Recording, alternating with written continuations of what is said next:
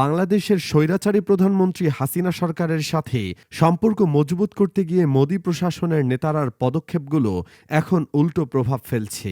সাম্প্রতিক সময়ে বাংলাদেশের জনগণের উপর একাধিক কড়াকড়ি আরোপ করা হয়েছে।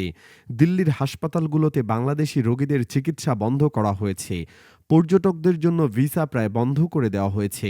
এমনকি ভারতের সাথে দীর্ঘদিনের বাণিজ্যিক সম্পর্ক বড় আঘাত লেগেছে। বাংলাদেশ থেকে প্রতি বছর প্রায় $16 বিলিয়ন রেমিটেন্স অর্জন করে, যা ভারতের অর্থনীতির একটি বড় অংশ। কিন্তু বাংলাদেশের জনগণ এখন ভারতীয় পণ্য বর্জনের ডাক দিয়েছে। এই আন্দোলন চট্টগ্রাম, সিলেট এবং ঢাকাসহ দেশের বিভিন্ন শহরে ছড়িয়ে পড়েছে। ফলস্বরূপ কলকাতা এবং ভারতের অন্যান্য অঞ্চলে ব্যবসায় ধস নেমেছে। ক্ষুদ্র থেকে মাঝারি ব্যবসায়ীরা চরম সংকটে পড়েছেন। ভারতের রাজনৈতিক অঙ্গনেও মোদি প্রশাসনের বিরুদ্ধে ক্ষোভ বাড়ছে। দিল্লি, কলকাতা এবং মুম্বাইয়ের রাস্তায় মোদি হটাও ভারত বাঁচাও স্লোগানে মুখরিত হয়েছে।